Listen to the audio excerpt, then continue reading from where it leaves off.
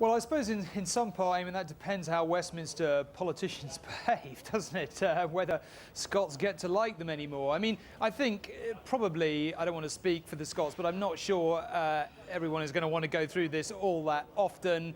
And of course, I think one of the things that certainly the SNP were very aware of is that Scottish finances at the moment, I mean, everyone says, oh, the English subsidise the Scots. That just isn't true. Scotland has been largely self-financing in recent years. In other words, it takes out the UK roughly what it puts in. But what it puts in is very dependent on North Sea oil revenue. Almost everyone agrees that is probably going to decline over time. Obviously, the longer it is and the closer it is to that decline, the less good the finances of an independent Scotland would be. So I'm not saying it wouldn't happen again. But I think, yes, you know, realistically, this was the moment the nationalists had to seize, and they knew it. But there's change here, Tom, surely for us all. Have the seeds been sown for maybe an American way of government? Because we're getting all sorts of people coming out today and saying, oh yeah, we fancy a go at independence. We wouldn't mind a bit of that. What do you think? Well, I think definitely you're right that the way the country is going to be governed will be changed. I mean, Scotland is going to get new powers.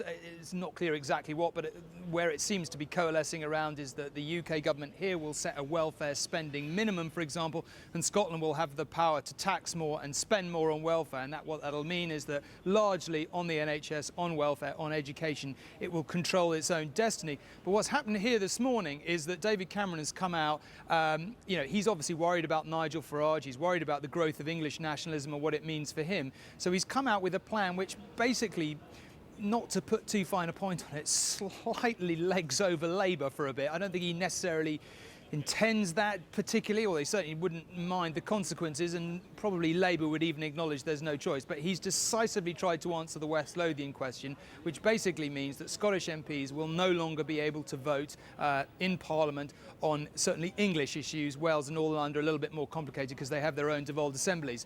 But certainly on English issues, what does that mean? Well, if it's a Tory administration, nothing, because they don't have any Scottish MPs or only one. But if it's Labour in power, it potentially makes a very big difference. Not if you've got a majority Tony Blair style, but if you've got a small majority, as we suspect we're going to get with the fracturing of politics these days, you know, you've got 40 plus potentially Labour MPs not allowed to vote on matters pertaining to England.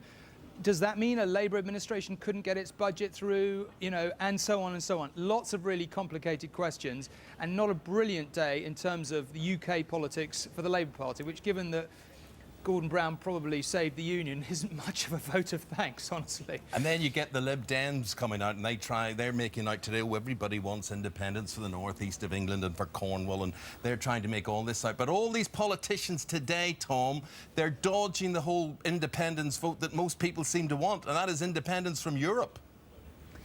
Well, that'll be the next thing, of course. We've lived through the trauma of this referendum. We're now building up, I suspect, certainly if the Tories win, which of course there's absolutely no guarantee that they will. But if they do, we're going to probably end up with a referendum on Europe. And I don't know whether that'll be more or less traumatic, but it will be another 6 months or a year that's going to be very difficult to live through. And, you know, if you've grown up like I have, like you have, you know, being a member of the EU all your life, that's going to be a big moment too. And the thing that most interests me, actually, really, is that we're in an age of a lot of disillusionment of politics. Now, partly what that means is that people are selling very simple political solutions, and a lot of people really want that. It's like, well, if we get out of Europe, everything will be sorted. Having watched politics a very long time, the only thing I spend do find myself focusing on is the law of unintended consequence, which is when you set in motion a big change, any politician who says, well, I know how it's going to turn out, I take with a pinch of salt. You know, I mean, an extreme example, look at Iraq.